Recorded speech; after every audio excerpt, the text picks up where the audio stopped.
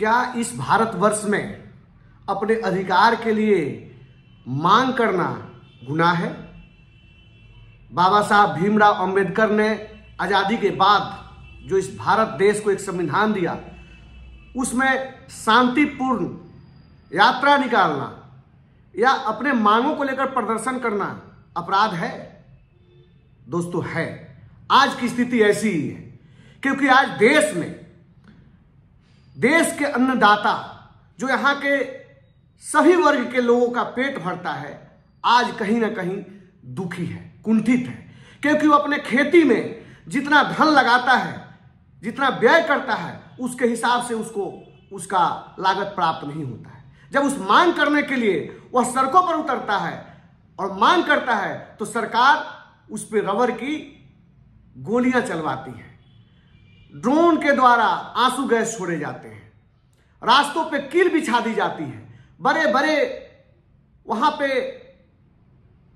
Concrete के दीवार खड़े कर दिए जाते हैं। आखिर ये क्यों? एक तरफ आप देश के बड़े बड़े उर्वरक कंपनियों को, जो यूरिया, डीएपी, पता नहीं कौन कौन सी, जो जिंक, फास्फोरस, सल्फेट, एल्ड्रीन जैसे बड़े बड़े जो उर्वरक कंपनियां हैं, कीटनाशक बनाने वाले कंपनियां हैं, उनको सब्सिडी देते हूं। मैं भी किसान का बेटा हूं और मैं किसानों के दर्द को अच्छे से समझ सकता हूं। जब सरकार यूरिया का कीमत निर्धारित करती है कि 266 रुपया 40 किलो यूरिया का दाम रहेगा, ये अलग बात है कि बार बार यूरिया का कीमत नहीं बढ़ाया जाता, लेकिन उसका पॉकेट छोटा कर दिया जाता है। तो 266 रुपए का मिलने वाला यूरिया 350, 400 रुपए में मार्केट में मिलता है। और एक तरफ जब अन्नदाता का गेहूं बाजार में बेचने के लिए जाता है, तो व्यापारी, अगर सरकार उसका मूल्य निर्धारण 2200 रुपए करती है, 2100 रुपए करती है, 2000 करती है, तो व्यापारी उसमें से कमियां निकालकर 1600, 1700, 1800 में खरीदता है।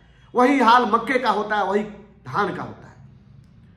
आप उर्वरक कंपनियों पे तो नकेल नहीं कस पाते हो, आप ट्रैक्टर बनाने वाले कंपनियों पर तो नकेल नहीं कस पाते हो, क्योंकि वो बड़े बड़े आका पूंजीपति आपको कहीं ना कहीं चुनाव जितवाने में मदद करते हैं।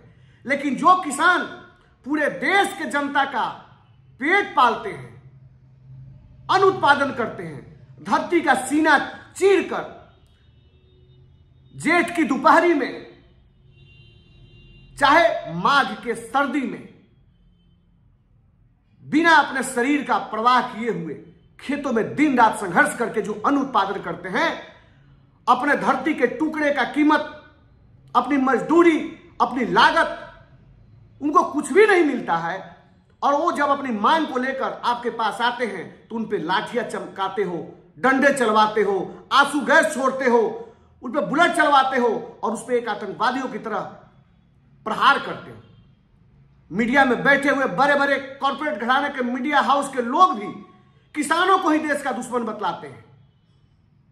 लेकिन आप लोग सतर्क हो जाइए, यह किसान है जो गर्मी, बरसात और सर्दी सभी मौसमों में विकट से विकट परिस्थितियों में भी काम करना जानता है। उसको पता है कि आवारा पशुओं से अपने फसल की कैसी रखवाली की जाती है। उसको पता है कि सुरंग के खोद कर अगर चूहे भी उनके अन्न बर्बाद करते हैं, तो उन चूहों का उपाय कैसे करना होता है।